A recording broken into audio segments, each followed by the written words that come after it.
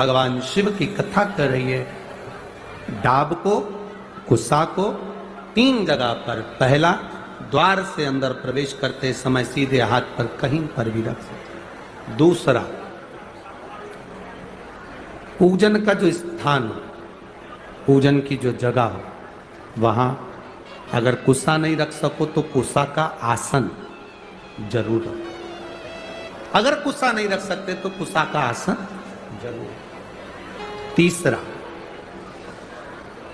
रसोई घर के अंदर जहां पर परिंदा हो, मटका हो, हंडा हो, उसके आसपास में कहीं थोड़ी भी जगह हो, एक छोटी सी भी कुसा अगर अपन ने रख रखी है तो घर में कभी भी बड़ी बीमारी प्रवेश नहीं कर सकती।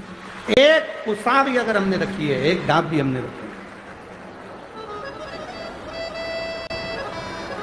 हम तो यहां तक कहेंगे, शिव महापुराण की इस पवित्र कथा में आप लोगों से कहना चाहेंगे,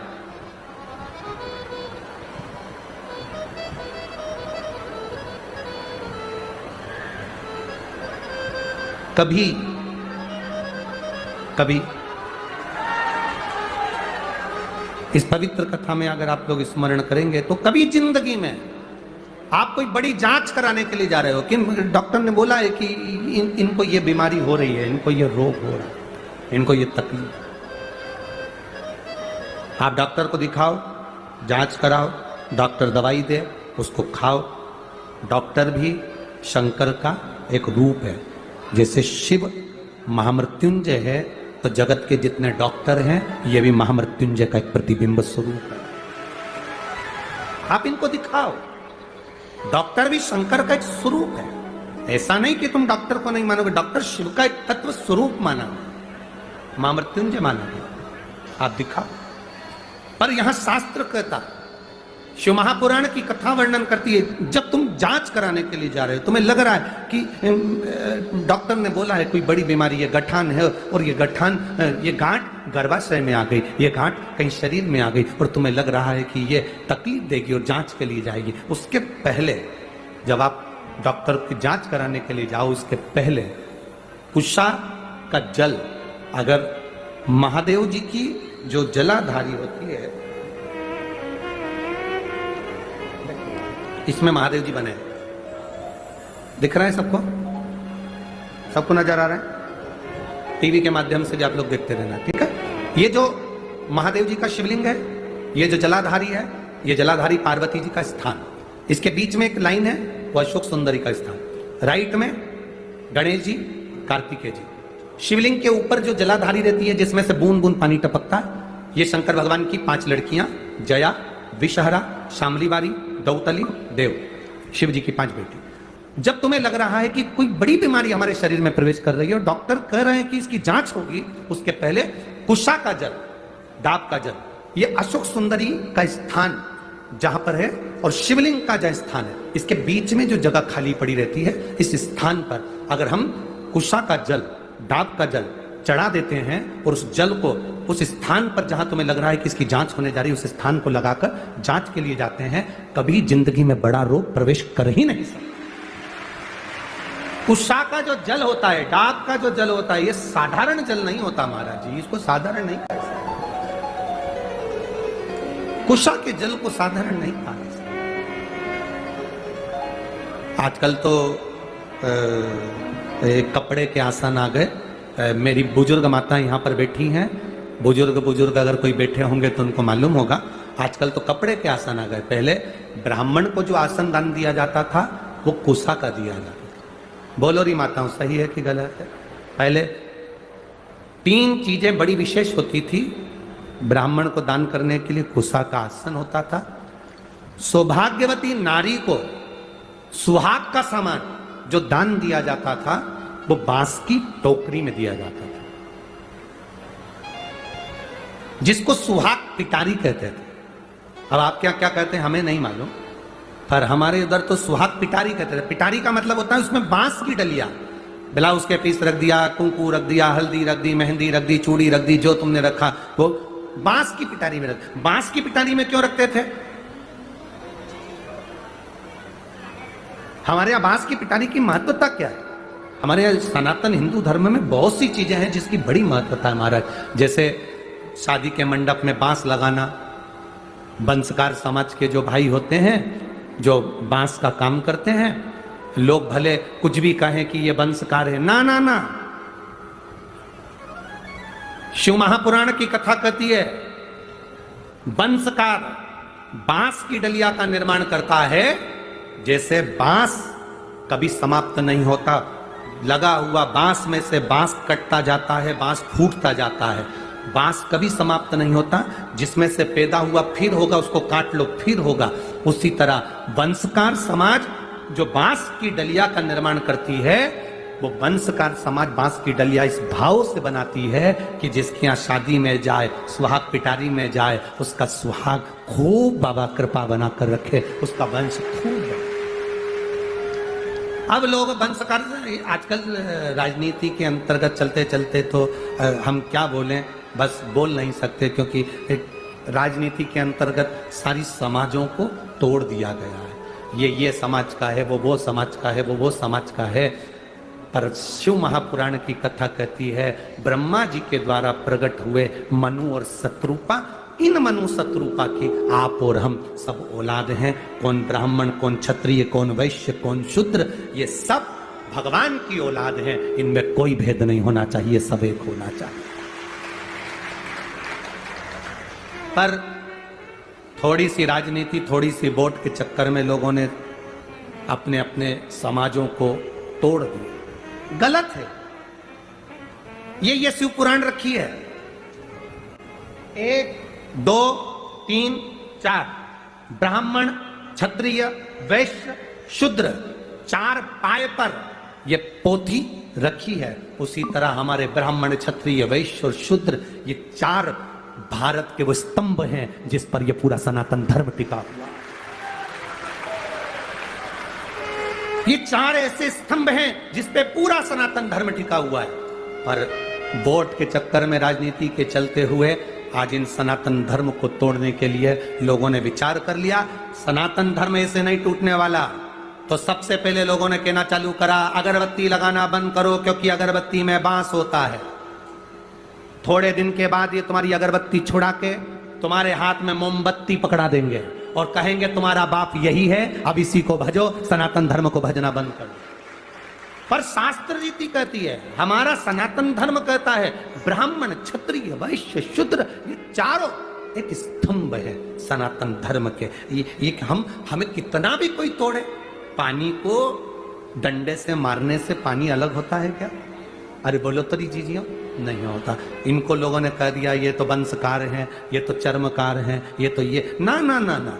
जितनी जातियां, जितनी समाजें बनी है, ये हमारे सनातन धर्म के गौरव बनी है। संत रविदास जी ने चमड़े का जूता बनाते बनाते रविदास जी महाराज स्वयं मीराबाई आकर खड़ी हो जाती है और कहती है गुरुदेव, मैं तुम्हारे लिए अच्छा आश्रम सुंदर गंगा के घाट पर बना देती हूँ गुरुदेव, अच्छी जगह बना देती हूँ, चलो गुरुदेव। रविदास जी ने कहा मीरा, मैं काय को गंगा के घाट पर जाऊं, मुझे गंगा के घाट पर जाने की जरूरत नहीं है मीरा। अगर मेरी भक्ति में बल होगा तो गंगा खुद आएगी, स्वयं पहुंचेगी। संत रविदास जी ने कहा तो मीराबाई हंसने लगी, गुरुदेव गंगा मैया यहां कहां से आएगी, तू क्या चाहती है? मीराबाई कहती है मुझे गंगा जल पीना है। रविदास जी कह रुक जा। जिस कठोते में रविदास जी चमड़ा धोते थे, रविदास जी ने हाथ जोड़े, गंगा मैया ये मीरा छोटी है, जानती नहीं, इसको जल पीना है, आप जल दो ना। छोटे से कठोते में जिसमें रविदास जी चमड़ा धोते थे, उसी चमड़ा धोने वाले पात्र में से हीरे की चूड़ी पहना हुआ एक हाथ निकल कर बाहर आ गया, उसमें गंगा का जल रखा हुआ। मन चंगा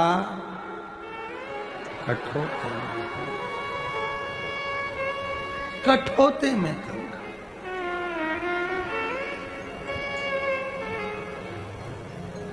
प्रसन्न हो गई मीरा। जहां गुरु, सच्चा गुरु जिस जगह पर बैठता है उस जगह पर गंगा, गुरु गंगा नहाने नहीं जाता, गंगा गुरु के पास चलकर आती है। सच्चा अगर सतगुरु है, सच्चा गुरु है तो गंगा नजदीक पहुंच जाती है। सत्य है आपके पास में। आपको हमने पहले कथा में कहा, आज फिर कह रहे हैं, बहुत ध्यान देने वाला विषय है। जिस नारी का रजो धर्म में अगर तकलीफें आती हैं, रजो धर्म से जुड़ी हुई जो प्रॉब्लम बढ़ जाती है, या गर्भाशय में, बच्चादानी में उसको लग रहा है कि कोई गांठ पड़ गई है, या गर्भाशय में कोई प्रॉब्लम आ गई, या रजो धर्म से जुड़ी हुई कोई परेशानी आ गई, उस समय पर दुर्वा, दुर्वा जानते हो, गणेश जी को चढ़ती है ना दुर्वा, दुर्वा अशोक सुंदरी वाली जगह पर समर्पित कर कर 5 दुर्वा सुबह के समय खाली पेट पीवरी का स्मरण कर कर उसको यदि खाया जाए तो रजो धर्म से जुड़ी हुई जितनी दिक्कतें होती हैं वो सब समाप्त हो जाती है, गर्भाशय में गांठ नहीं बनती। पीवरी, इस पीवरी के नाम का वर्णन बड़ा शास्त्र के अंतर्गत आया है हमारा, बड़ा बड़ा सुंदर भाव। पितरों की कन्या पीवरी के साथ जो सुखदेव जी महाराज का मंगल विवाह हुआ था, ये पीवरी कोई साधारण नहीं, एक आनंद का विषय है पीवरी, पितरों का एक वरदान है पीवरी, पितरों का एक आशीर्वाद है पीवरी। ये उनके लिए भी काम करती है पीवरी जिनका 2-4 महीने का बच्चा हुआ और अवर्षण हो गया, फिर 2-3 महीने का बच्चा हुआ फिर गिर गया, फिर 2-4 महीने का बच्चा ठहरता है फिर गिर जाता है, उसके लिए पीवरी का नाम बड़ा काम आता है हमारा, बहुत काम। बेलपत्र समर्पित कर कर, वो बेलपत्र को पीवरी का स्मरण कर कर सोमवार की अष्टमी के दिन उस बेलपत्री को खा लिया जाए तो बच्चा फिर 2-4 महीने का गिरता नहीं है, बच्चा पूरा जन्म लेता है और विकलांग नहीं होता, अच्छा बच्चा जन्म लेता है। पीवरी के नाम का इतना गुणगान है हमारा। ये 2-3 जो नाम होते हैं, पीवरी का, एक तुमरुका जी का, ये नाम ऐसे हैं जो हमारे जीवन को सुख प्रदान करते, आनंद देते। पीवरी, सारे पितृलोक के पीवरी को आते देखा तो सम्मान किया, बेटी को आते देखो तो सम्मान होना चाहिए। गाय, बेटी, संत, ब्राह्मण, घर के बड़े बुजुर्ग, इनका सम्मान घर में हमेशा होना चाहिए, हमेशा। शंभो शरणे मांगू घड़ी दे, दुख काटो दया करी ने दर्शन, शंभो शरणे। ये सुख का विषय है पीवरी। पार्वती जी मिली अपनी मौसी से, पीवरी से, मैनावती अपनी बहन से मिली। पीवरी के चेहरे की चमक इतनी थी, पार्वती जी ने पूछा मैनावती से, मां ये कौन है, इतनी सुंदर, इतना चमक। और आपको कथा में कहा पहले, क्रीम की चमक 2-4 साल, क्रीम की चमक 2-4 महीना, क्रीम की चमक 2-4 दिन रहती है, पर अच्छे कर्म की चमक जिंदगी भर रहती है। जीवन पर्याप्त अंत समय तक आपका चेहरा आपके कर्म से चमकता है। आप अच्छा करोगे, आपके चेहरे पर चमक आ जाएगी, आपको ब्यूटी पार्लर जाने की जरूरत नहीं पड़ेगी। कहां जा, आजकल तो इतना फैशन बिगड़ गया, इतना फैशन बिगड़ गया महाराज। कोई सुंदरकांड का पाठ भी कराता है तो पहले पंडित जी से कहता है मजा आना चाहिए। अब तो सुंदरकांड मजा लेने के लिए करा रहा है कि कल्याण के लिए करा रहा है? महाराज ऐसा सुंदरकांड का पाठ होना चाहिए सबके पांव थिरक जाए। तो एक काम करना, सुंदरकांड काय को करा रहा है, किसी और को बुला ले, सबके पांव थिरक जाएंगे। आज के जमाने में लोग सुंदरकांड का पाठ कराने के लिए पंडित जी से करें, महाराज ऐसा पाठ करना कि लोगों को मजा आ जाए। देखो हम तो उनको बुला रहे थे, हमने उनको नहीं बुलाया। तुम्हारा नाम सुना कि तुम्हारे सुंदरकांड के पाठ में लोगों को बहुत मजा आता है, इसलिए तुम्हें बुलाया। पंडित जी को हाथ जोड़ कर कह देना चाहिए, मैं मजा लेने के लिए, देने के लिए सुंदरकांड नहीं करता, मैं बाबा को रिझाने के लिए सुंदरकांड करता हूं। इतना बिगाड़ दिया लोगों ने, इतना बिगाड़ दिया।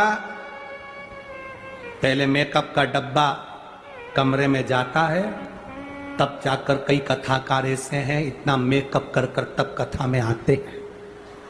पहले डब्बा जाए तब महाराज आए। काय जिंदगी, भजन करो, स्मरण करो, भक्ति करो। भजन की चमक कभी जिंदगी में खत्म नहीं होती। मीराबाई जिंदगी भर चमकती रही। रामदेव, रामकृष्ण परमहंस, चैतन्य महाप्रभु, तुकाराम जी, नरसिंह मेहता जी, ये किसी पार्लर में नहीं गए महाराज। इनकी भक्ति का बल इतना प्रबल था कि आज तक इनका नाम पूरी दुनिया में चमक रहा है। ये उसकी कृपा है, ये उसकी दया, ये उसकी कृपा से प्राप्त हो। कहां चमके?